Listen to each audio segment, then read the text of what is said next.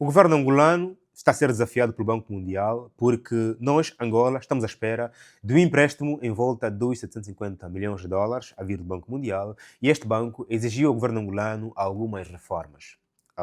Uma remoção de subsídios e nós vimos o governo angolano, desde abril a junho, ou até para cá, removeu subsídios aos combustíveis, aumentou os preços dos combustíveis, aumentou os preços da energia.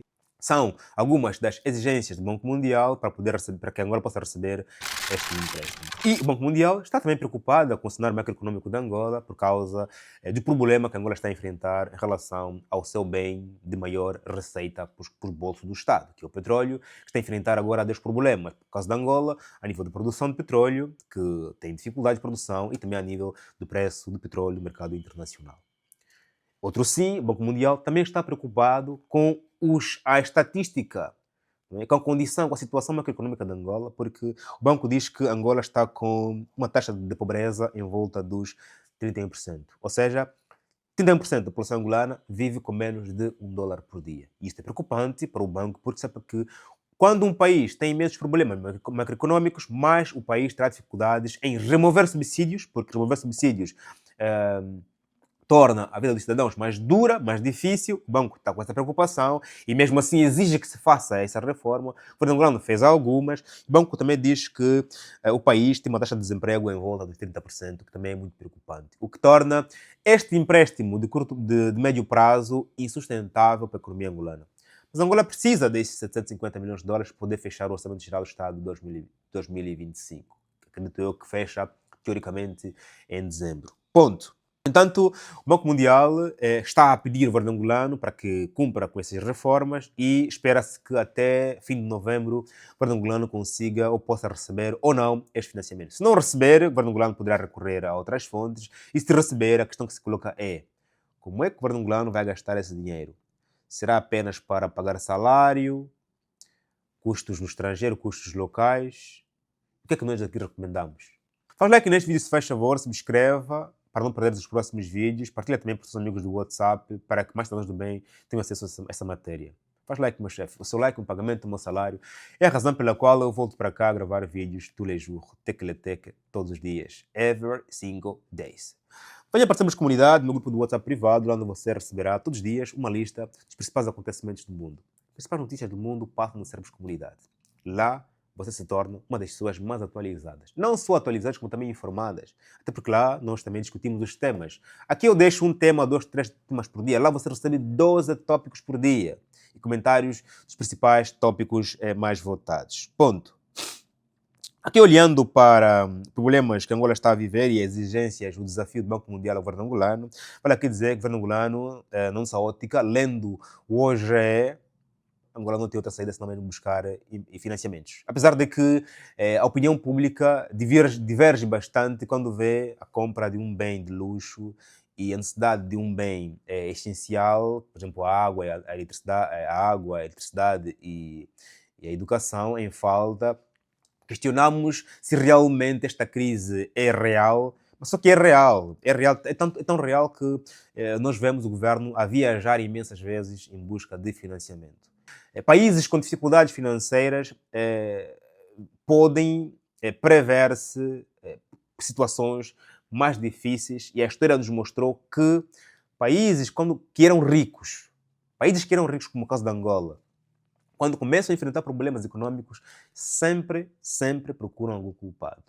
A história nos narra, quem leu a biografia de Idi Amin Dada, a biografia de Stalin, quem leu a biografia de Saddam Hussein, sabe muito bem que os seus países enfrentaram crises, muitas crises, e em momento de crise, esses líderes que aqui citei tiveram que arranjar algum culpado. Idi Amin Dada culpou os asiáticos, expulsando-os do Uganda.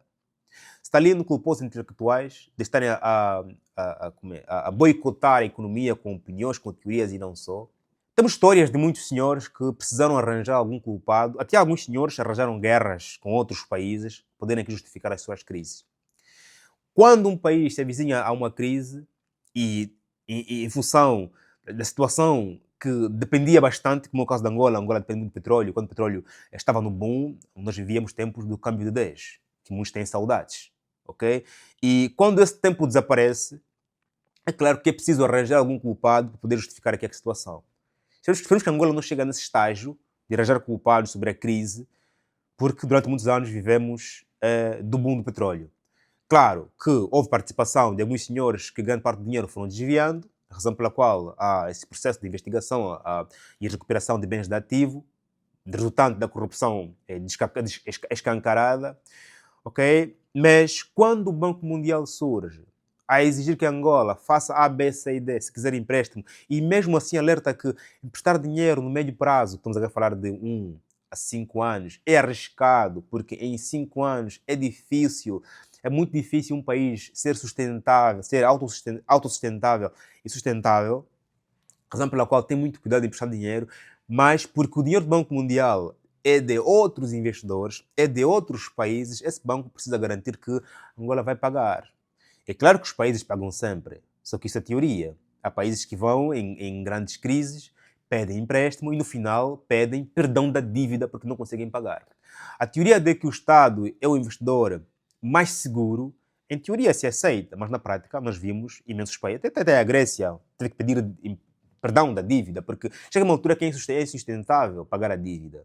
Tu fazes um orçamento que é completamente negativo, completamente deficitário. Entanto, o Banco Mundial, preocupado com o retorno do dinheiro dos seus financiadores, disse: "Epá, Angola, eu gosto muito de ti, mas vai precisar aqui fazer com que alguns sofram mais, remover subsídios." Ponto. E Angola fez, e agora está à espera que realmente este empréstimo seja desbloqueado. Ponto. Entanto, os combustíveis estão mais caros, a água está mais cara, a eletricidade está mais cara, com medida de austeridade para que possamos receber o financiamento e assim cumprir com o Orçamento Geral do Estado. Ponto. E tem mais. O Banco Mundial também recomenda que o governo angolano consiga fazer com que o setor privado faça mais parte do setor público. Ou seja, grande parte dos serviços que são hoje desempenhados pelo setor público sejam entregues ao setor privado, para que possa dinamizar o emprego, a economia.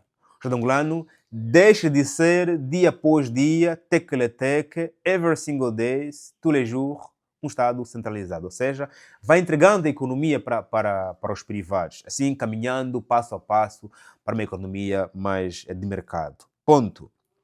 Também o Banco Mundial aqui recomenda a inclusão financeira da Angola, ou seja, Angola é um país com um mercado informal muito extenso. Tanto que há muitos dados que demonstram que grande parte da população angolana trabalha para o mercado informal. Se todos aqueles senhores que trabalham no mercado informal tiverem conta bancária e toda aquela massa monetária circulando do banco, se aqueles senhores que estão na praça, nos vários mercados que nós temos mais de 1000 mercados informais, tiverem um ATM, pagamentos com multicaixa, aquela massa monetária circular, mais dinheiro os bancos terão e, claramente, quanto mais dinheiro têm os bancos, mais há empréstimo para a economia.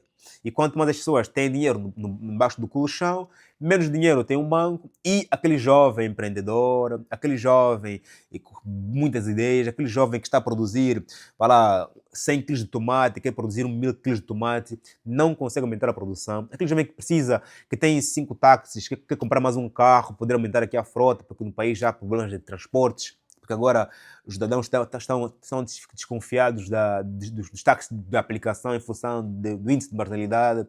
Aquela empresa que tem autocarros públicos e quer comprar mais um autocarro, não consegue comprar porque vai ao banco, não há dinheiro, porque as pessoas têm dinheiro debaixo do colchão. Mas as pessoas têm dinheiro debaixo do colchão não é por falta de educação financeira, não. É uma questão de confiança. Quantos de nós temos dinheiro no banco? 100 mil kwanza, 200 mil, 1000 euros. Não dá para tirar no mesmo dia todo o dinheiro, porque o banco te dá limitações. Mas eu tenho lá 100 mil kwanzas. Vou levantar hoje 100 mil kwanzas. Não, mas senhor, não podes, porque há aqui limitações. Mas o dinheiro é meu, mas não podes. As pessoas têm uma relação com os bancos de desconfiança. Epá, tudo bem, eu confio em você, porque tens um cofre maior, tens a tua segurança, tem lá garantias todas. Tem seguro, se o banco for falência, se o banco for assaltado, se o banco for queimado, o dinheiro está seguro. Pelo menos alguma parte vou ser reembolsado. Também colocar dinheiro no banco uma forma de eu não poder gastar o meu dinheiro já. As pessoas confiam no banco, mas a relação é conflituosa.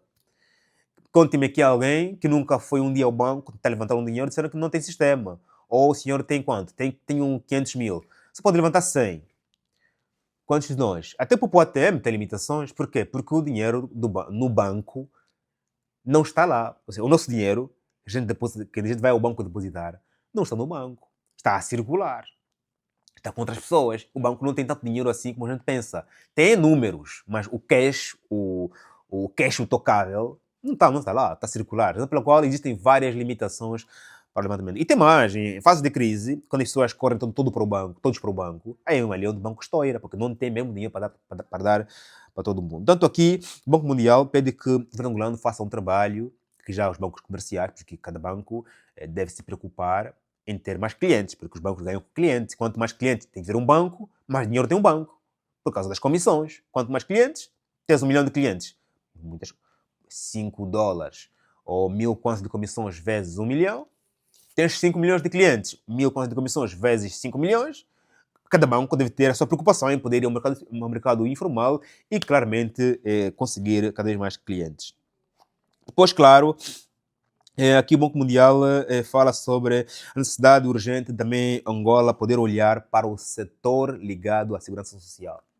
Temos desemprego, pessoas que trabalham, mas as pessoas que estão a trabalhar, se perderam o emprego hoje ou amanhã de manhã, ficarão ao relento ou têm apoio social? As famílias carenciadas pobres, existe algum programa? Nós temos o Quenda. Para além do Quenda, que também há aqui muitas discussões, existe mais um programa a nível mesmo de segurança social em que quem esteve a trabalhar, ou quem está muito pobre, ou quem tem um filho doente e não pode trabalhar porque o filho... Quem tem uma mãe doente, ou quem tem uma mulher doente, eu sou um homem, tenho uma mulher doente, não posso trabalhar, mas trabalhei durante algum tempo. Ou então nunca trabalhei, mas tenho a mãe doente a cuidar, já não tenho pai. Eu tenho algum apoio social do Estado ou tenho que deixar a minha mãe sozinha e vou trabalhar? O Banco Mundial também está preocupado com essas questões, ligadas à segurança social. Ponto.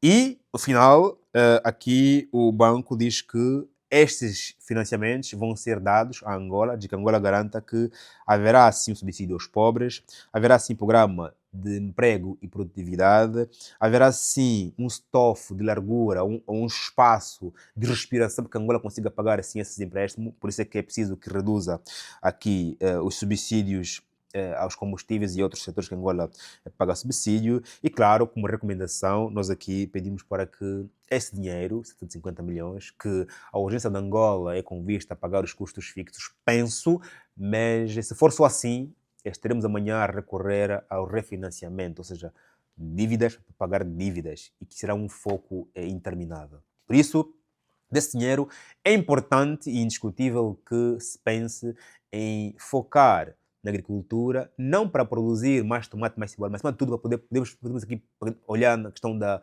irrigação, garantir que os que estão a cultivar tenham água, e água em todas as províncias, garantir que possamos produzir fertilizantes, garantir que quem está a produzir no Mochico consiga transportar esse tomate para Luanda. Estamos aqui a olhar para as estradas principais, portanto aqui agricultura, mais estrada, mais energia, e, acima de tudo, aos problemas mais sérios que nós estamos a viver, que são as questões ligadas ao saneamento básico, para que quanto menos doentes nós tivermos, menos dinheiro o Estado gastará com medicamento, né? Com importação de medicamentos, com máquinas, importação de máquinas, ok? Quanto menos dinheiro gastamos com a saúde, mais dinheiro nós temos. E para isso precisamos fazer aquilo que é sustentável.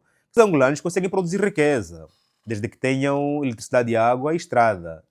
Conseguem. Okay? Temos muitos campos desminados e aráveis, okay? Desde que eu consiga comprar fertilizante aqui na loja ao lado, e aquela loja ao lado não precisa importar, precisa apenas de ir para a fábrica que também fica ali ao lado, eu acho que nós conseguimos nós próprios, sim, criar riqueza e aumentar a produtividade, e, acima de tudo, empregar. Mais do que empregar, é criar riqueza, porque muitas vezes criamos emprego, por exemplo, quando desejamos investir em construção de estradas, de pontes, casas, criamos muito emprego temporário, porque são pessoas que vão trabalhar para esses setores.